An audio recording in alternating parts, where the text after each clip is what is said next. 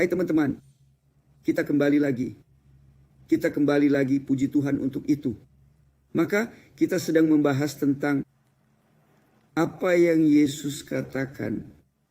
Salah satu masalah besar atau terbesar, masalah utama bagi orang-orang agar mereka dapat menerima Roh Kudus, baptisan Roh Kudus atau segala sesuatu dari Tuhan terkait kehidupan baru mereka.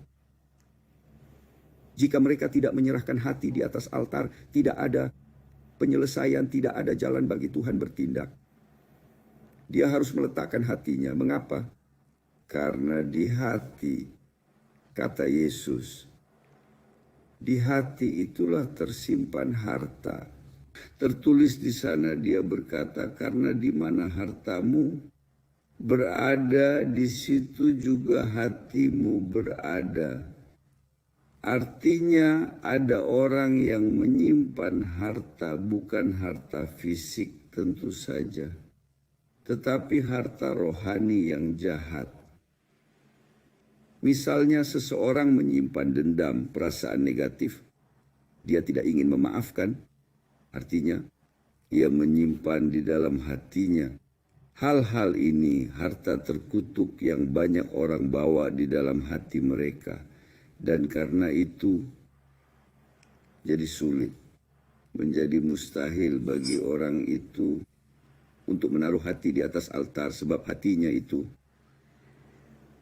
terikat erat pada harta yang kotor, najis itu, harta yang jahat itu. Maka teman-teman, jika Anda ingin menerima Roh Kudus, kami telah memberikan kiat-kiat untuk itu. Anda harus melepaskan harta-harta itu atau harta baik itu. Rasa sakit hati, perasaan negatif. Anda tidak mau memaafkan, Anda ingin balas dendam, Anda ingin membalas dendam. Tidak ada jalan bagaimana mungkin Anda bisa masuk ke hadirat Tuhan dengan hati yang kotor. Tidak mungkin. Hati itu merupakan pusat dari emosi dan perasaan kita. Dan dialah yang diserahkan kepada Tuhan. Ketika seseorang ingin melayani Tuhan, dia meletakkan hatinya di atas mezbah, inilah hatiku. Dan ketika orang itu melakukan itu, barulah Tuhan memberinya hati yang baru, roh yang baru. Karena dia meletakkannya atas kehendak bebasnya. Dia menaruh semua yang buruk di atas mezbah. Tuhan mengampuni, membasuh. Itu menunjukkan bahwa orang itu sungguh-sungguh telah bertobat. Kalau tidak mustahil. Jadi ketika kita berbicara tentang melakukan puasa Daniel misalnya, kita sedang melakukan puasa Daniel. Jadi kita mengeluarkan hati dari mana? Dari informasi, hiburan, dan obrolan tak berarti. Sepak bola, dan lain-lain yang membagi hati. Dan kemudian menjadi sulit bagi orang itu untuk memusatkan hatinya 100% di atas altar. Maka puasa Daniel adalah untuk itu. Tujuannya itu, yaitu Anda melepaskan diri, memutuskan diri, menanggalkan diri dari kotoran yang ada di hati atau yang dibawa dunia ke dalam hati. Maka kita harus singkirkan. Itu kalau tidak akan ada hubungan dengan Tuhan. Tuhan mengenal hati kita, Tuhan mengenal hatimu, benar atau tidak? Maka Yesus berkata, karena di mana hartamu berada. Dan saya sudah bilang, di siaran langsung pertama, saya katakan bahwa ibuku adalah hartaku. Dan saya sulit menyerahkan hidup kepada Yesus karena Dia yang pertama dalam hidupku. Tetapi ketika saya mengerti firman Tuhan bahwa Roh Kudus mewahyukan, membuat kita mengerti, saya meminta. Dan itu terjadi. Dan saya meninggalkan secara harfiah. Saya menempatkan ibu di urutan kedua. Dan kemudian ibuku. Ketika saya bertemu Esther dan kami menikah, Ibu pindah ke urutan ketiga dan Ester di posisi kedua di tempatnya. Itulah yang benar. Ini harus terjadi. Hal yang sama berlaku untukmu. Wanita, ketika Anda menikah, ayah Anda digantikan oleh suamimu. Karena sekarang adalah Anda dan dia, satu tubuh, satu daging.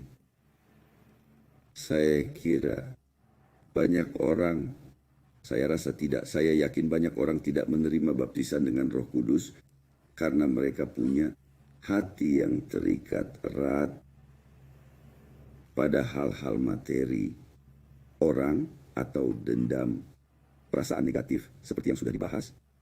Lalu bagaimana dia bisa menerima hati yang baru? Dia harus memberi hati.